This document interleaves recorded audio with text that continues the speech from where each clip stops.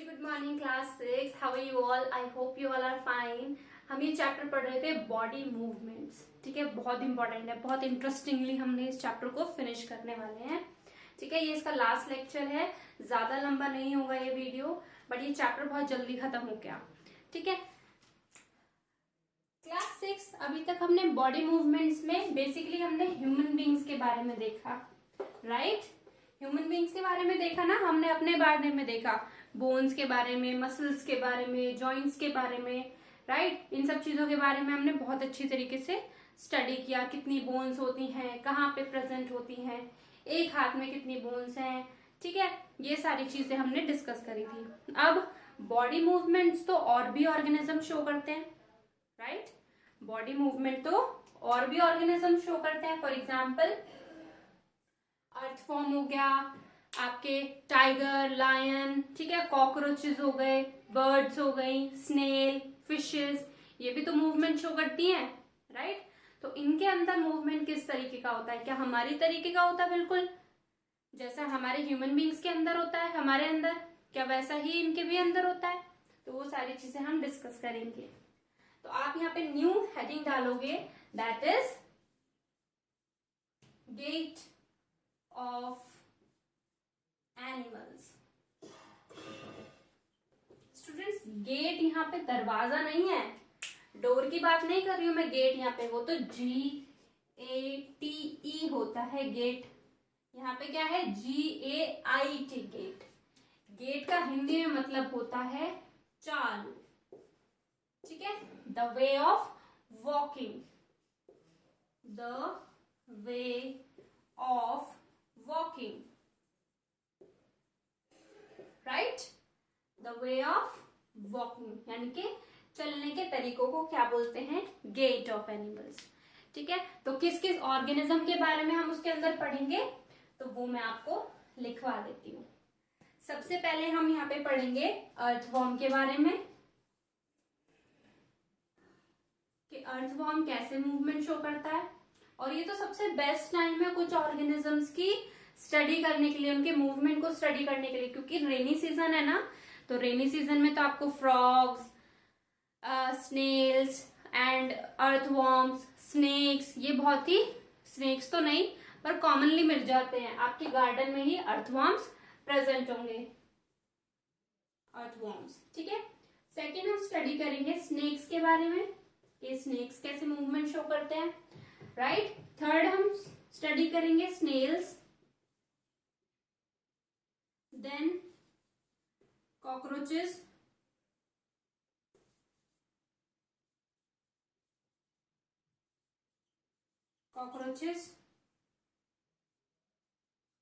fifth one is cockroaches, and snail is also done, cockroaches and your birds, and last one is fishes। Clear? Fish वगैरह, इन सब के बारे में हम study करेंगे कि किस तरीके से मूवमेंट शो करते हैं। Okay students? ओके, तो सबसे पहले हम आ जाते हैं अर्थवॉर्म पे। ये सारे मैं रब कर देती हूँ, जब नेक्स्ट टॉपिक आता जाएगा तब मैं यहाँ पे लिखवाती जाऊंगी। ओके, तो अर्थवॉर्म्स पे आ जाते हैं। अब आपके लिए क्वेश्चन है, ये बोलोगे मैम ने तो पढ़ाने से पहले ही क्वेश्चन पूछ लिया। बहुत इजी क्वेश्चन है, आप मुझे बताओ कि अर्थवॉर्म्स जो होते हैं, क्या उनके अंदर बोन्स होती हैं? जैसे हमारे अंदर हड्डियां होती है ना, बोन्स होती हैं, तो क्या अर्थवॉर्म के अंदर बोन्स होती हैं? They do not have bones। इनके अंदर बोन्स नहीं होती हैं, नॉट, नो बोन्स। क्लियर? तो अगर इनके अंदर बोन्स नहीं होती तो ये मूव कैसे करते हैं? आपने कभी अर्थवॉर्म देखा है? अब रेनी सीजन आ रहा है, ठीक है, तो रेनी सीजन में आप अपने गार्डन में देखना, अगर आपको अर्थवॉर्म दिख जाए तो कुछ इस तरीके का होता है, राइट? ऐसा ही होता है ना कुछ।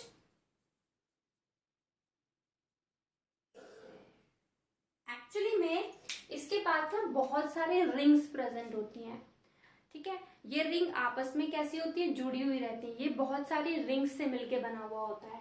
ठीक है, जैसे ये एक रिंग हो गई, 2 3 4 5 6 7 8 9, इस तरीके की बहुत सारी रिंग्स प्रेजेंट होती है इसकी बॉडी में, और एक रिंग दूसरे में जुड़ी हुई होती है। उसका स्ट्रक्चर ही इस तरीके का दिखता है।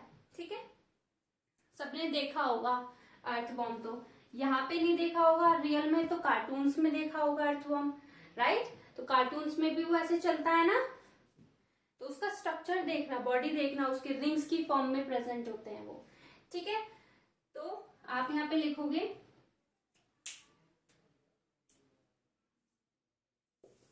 The body of earthworm is made up of many rings joined end to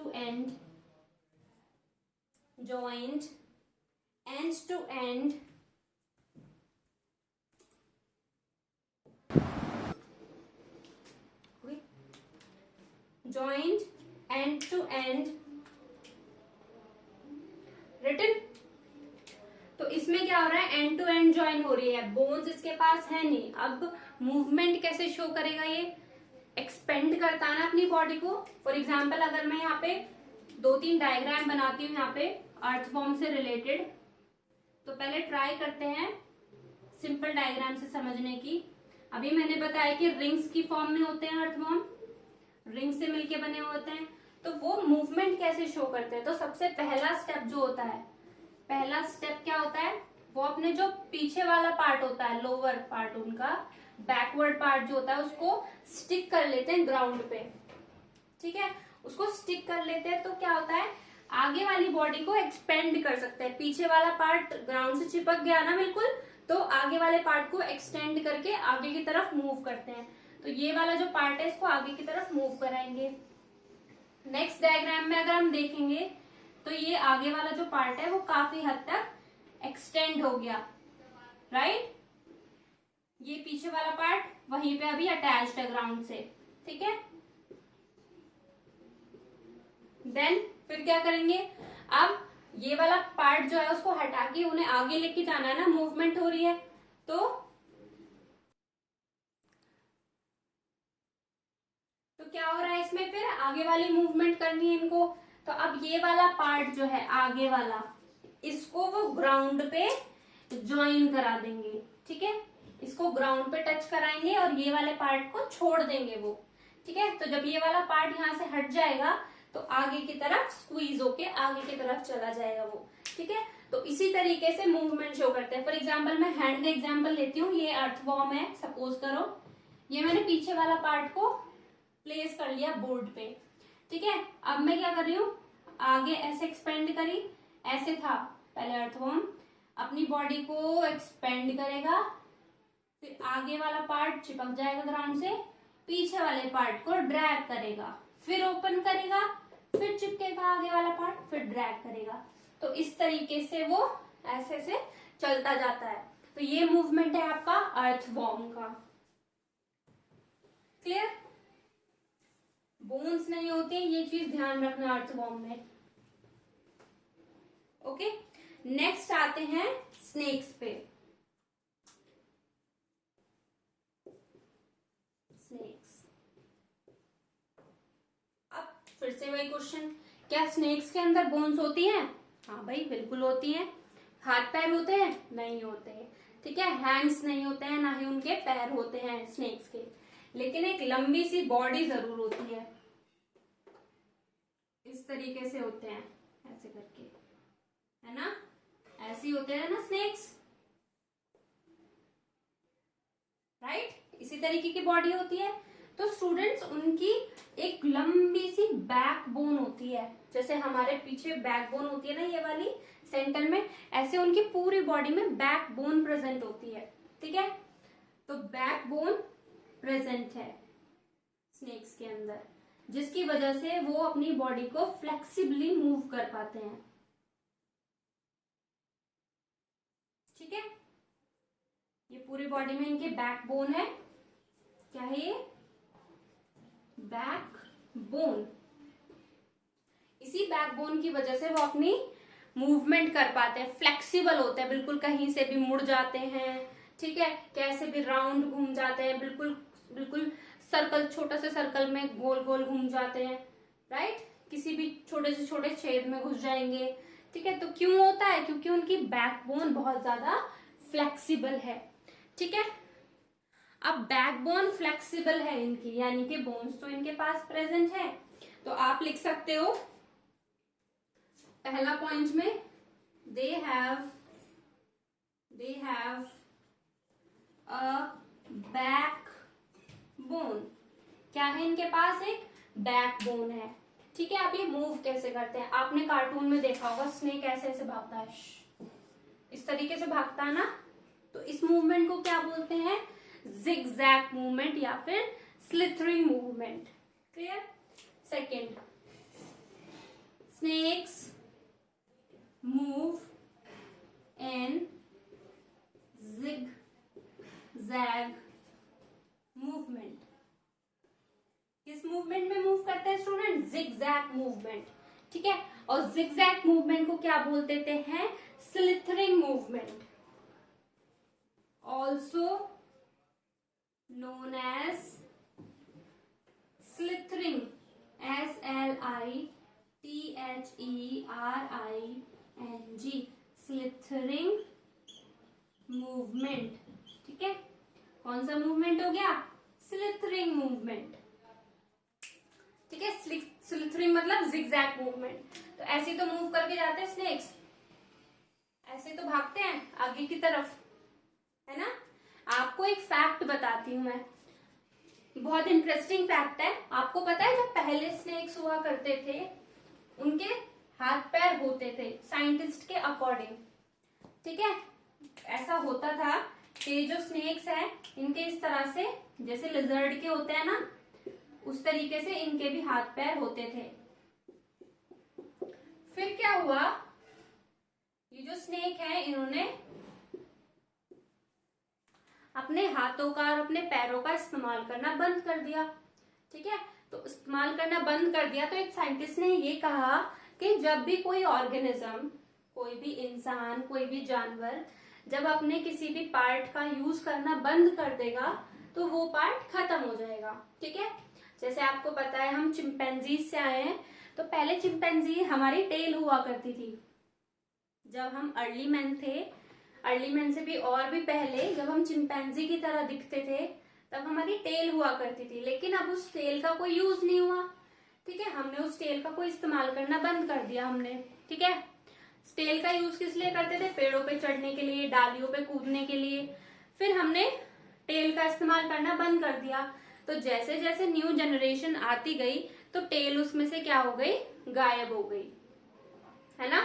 तो टेल गायब हो गई, वैसे ही स्नेक्स के साथ भी हुआ। स्नेक्स ने क्या किया? इनके पैर होते थे, हाथ भी होते थे, इनके पैर भी होते थे, लेकिन इन्होंने इन हाथों का और पैरों का इस्तेमाल करना बंद कर दिया।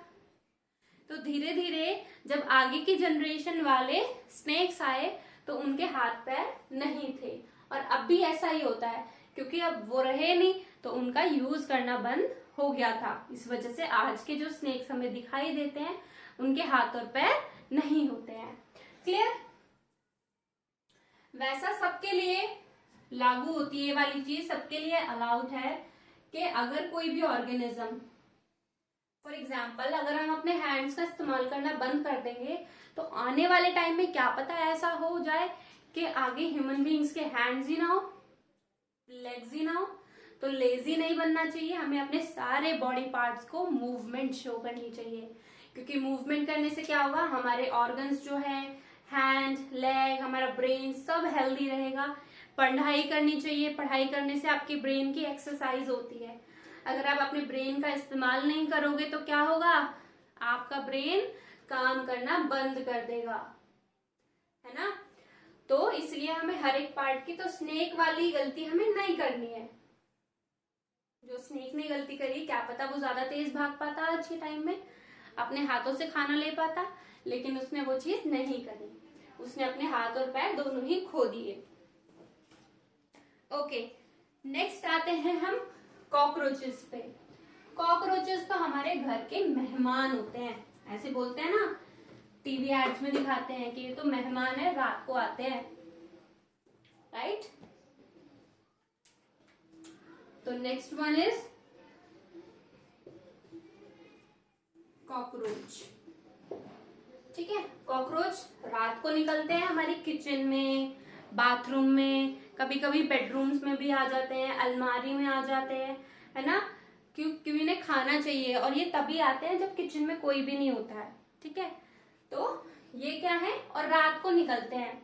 तो जो एनिमल्स रात को जागते हैं उन्हें हम एक नाम से बुलाते हैं, हम उन्हें कहते हैं नॉक्टर्नल। ठीक है, जैसे मैं अगर रात को पढ़ने लग जाऊं या फिर लेट नाइट सोऊं मैं, तो मैं कैसी एनिमल हो जाऊंगी, नॉक्टर्नल बोलेंगे मुझे, क्योंकि मैं रात को जागती हूँ, दिन में सोती हूँ, है ना। तो आप लिख सकते हो इट इज अ नॉक्टोरल एनिमल, या फिर नॉक्टोरल इंसेक्ट लिख सकते हो आप।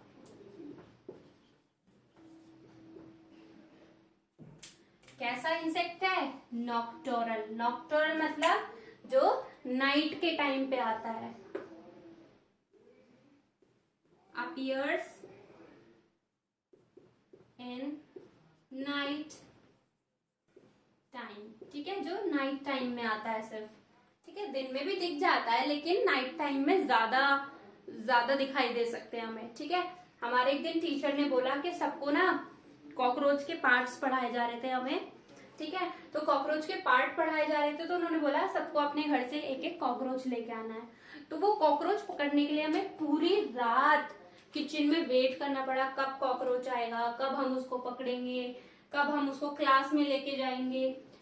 ठीक है, तो कॉकरोच को पकड़ने के लिए हमें रात तक वेट करना पड़ा, और रात को वो निकले भी। आपको दिन में लगता है कि अरे हमारे घर में तो कॉकरोच है ही नहीं, या एक या दो ही दिखाई देते हैं, बहुत कम है, लेकिन रात को निकलते हैं कॉकरोचेस आपके प्लेट्स पे। जैसा एड में दिखाते हैं ना, रात को आते हैं प्लेट पे चढ़ के, ट्रेवल करते हैं, पूरी किचन में घूमते रहते हैं। ठीक है, वैसे ही घूमते हैं बिल्कुल खाने की तलाश में। तो नॉक्टोरल एनिमल्स होते हैं। अब इनके पास क्या होते हैं, they have legs and two pairs of wings। और कॉकरोच जो है ये अतरंगी हैं, ये उड़ते भी हैं, चलते तो हैं लेकिन उड़ते भी हैं। इनके 4 पंख होते हैं, 2 तो छोटे पंख होते हैं जो नीचे छुपे होते हैं, उनके बड़े वाले पंख हो, जो ब्राउन से पंख दिखाई देते हैं ना उनके ऊपर बॉडी पे, वो बड़े वाले पंख होते हैं। उनके नीचे 2 छोटे पंख और होते हैं जो उनको उड़ने में मदद करते हैं। ठीक है, तो लेग्स की मदद से वो चल पाते हैं जमीन पे, और विंग्स की हेल्प से वो थोड़ा सा उड़ पाते हैं। तो ज्यादा नहीं उड़ पाते, बस थोड़ी सी ऊंचाई तक वो उड़ पाते हैं। ठीक है, तो इस तरीके से कॉकरोच मूवमेंट शो करते हैं। Next comes to the snails the slowest one, सबसे धीरे चलता है। ऐसे बोलते हैं ना स्नेल्स कितना स्लो चलता है, बहुत धीरे धीरे धीरे धीरे धीरे धीरे धीरे धीरे। किस तरीके का दिखता है स्नेल,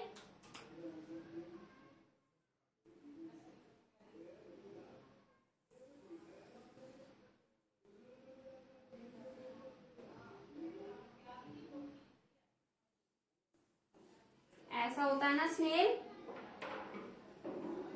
ठीक है, ये इसके क्या होते हैं, आईज होती है। ऐसा तो नहीं है, तो मैंने कार्टून वाला बनाया है। ठीक है, इस तरीके का होता है। इसके पास ना एक पैर होता है बहुत बड़ा सा, ये इस तरीके का दिखता है इसका पैर। ठीक है, इस तरीके से एक इधर होता है, एक दूसरी साइड होता है, तो ऐसे चलता है ये। तो इसको बोलते हैं मस्कुलर फुट। इसका जो बड़ा सा जो एक पैर होता है, इसको बोलते हैं मस्कुलर फुट। ठीक है, ये मस्कुलर फुट क्या करता है, उसको हेल्प करता है। अब उसके ऊपर इतना बड़ा शेल है, ये क्या है, प्रोटेक्ट करने के लिए। शेल। इसका काम क्या है शेल का? इट प्रोटेक्ट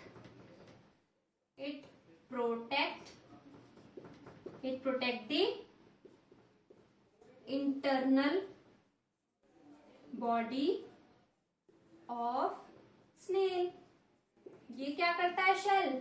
जो इंटरनल बॉडी है, इंटरनल बॉडी का मतलब क्या है बच्चों? इंटरनल मतलब यानी कि शेल के अंदर जो स्नेल की बॉडी है उसको प्रोटेक्ट करता है। ठीक है, अंदर वाली बॉडी जो है, स्नेल के अंदर जो बॉडी है, इसके बॉडी पार्ट्स हैं, ठीक है, उनको प्रोटेक्ट करता है शेल। ठीक है, अब ये मूव कैसे करता है? हम तो बात मूवमेंट की कर रहे हैं, राइट? तो मूवमेंट कैसे करता है? Snail drag the whole shell with the help of muscular foot। किसकी मदद से वो कर पाता है? ड्रैग यानी कि खींचना। ऐसे ड्रैग, जैसे मैं कोई यहाँ पे बहुत सारा भारी सा सामान है उसको ऐसे खींच के लेके जा रही हूँ, ऐसे ऐसे करके, वो होता है ड्रैग करना। ठीक है, होल मतलब होता है पूरी बॉडी को। तो ये जो स्नेल का जो मस्कुलर फुट है, ये पूरी बॉडी को ऐसे खींचता है। यही भी क्या करता है? ऐसे आगे चिपक गया। फॉर एग्जाम्पल मेरे पास ये डस्टर है, ठीक है, ये डस्टर के ऊपर ये डस्टर मैंने यहाँ रख दिया, यानी कि ये शेल बन गया। ठीक है, ये मेरा मस्कुलर फुट है। ठीक है, मैंने मस्कुलर फुट को ऐसे चिपकाया ग्राउंड से, और मैं पूरे डस्टर में यानी कि पूरी शेल को आगे खिसका के ले गया। फिर से मैंने चिपकाया, फिर से ऐसे चिपकाया, फिर से, जैसे अर्थवॉर्म चल रहा था ना, बस ये सोचो कि अर्थवॉर्म के ऊपर एक शेल बना दी है बहुत बड़ी सी, उसको भी खींच के लेके जाना है। ओके, तो होल यानी कि पूरी बॉडी को, पूरी शेल को खींच के लेके जाएगा। किसकी मदद से? इस मस्कुलर फुट की वजह से। समझ में आया? ये बहुत छोटी छोटी चीजें हैं और इम्पोर्टेंट भी हैं आपके लिए। नेक्स्ट हम आते हैं बर्ड्स पे। अब आपको पता है बर्ड्स तो हवा में भी उड़ती हैं और चलती भी हैं ग्राउंड पे। चलती हैं या फुदकती हैं? बर्ड्स, ठीक है। बर्ड्स एक तो हॉपिंग करती हैं। हॉपिंग मतलब फुदकना। जैसे मेंढक क्या करता है? फुदकता है ना, एक जंप, फिर दूसरी जंप, फिर तीसरी, है ना, ऐसे फुदकता है ना। यहाँ पे है मेंढक, ये फिर से फुदका, फिर से ऐसे फुदका, फिर ऐसे ऐसे, फिर से ऐसे ऐसे करके जाता है ना फ्रॉग। तो उसी की तरीके से जो बर्ड्स हैं वो भी हॉप करती हैं, हॉपिंग। इतने बड़े बड़े लंबी लंबी छलांग नहीं मारती हैं, इस तरह से, अभी यहाँ पे, अभी इस डाली पे, अभी इस डाली पे, ऐसे छोटे छोटे से कदम फुदकती चली हुई जाती हैं। ठीक है, अब birds do hopping, HOPPING, hopping. Hopping मतलब फुदकना। ठीक है, मैं हिंदी में लिख देती हूँ, वैसे मेरी हिंदी में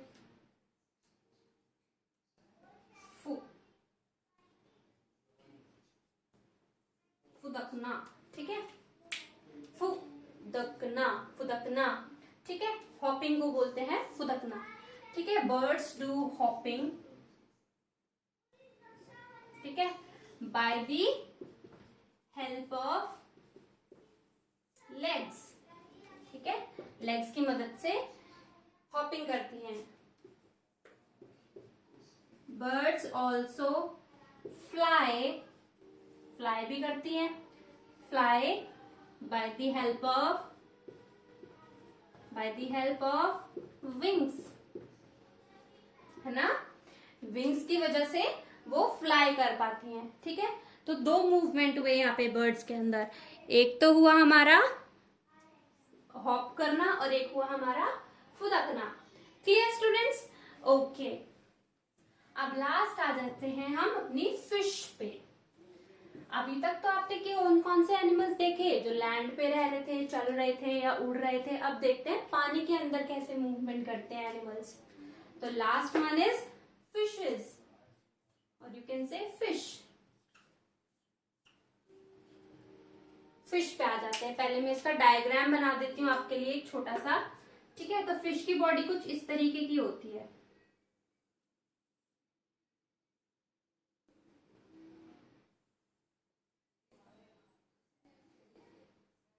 ठीक है,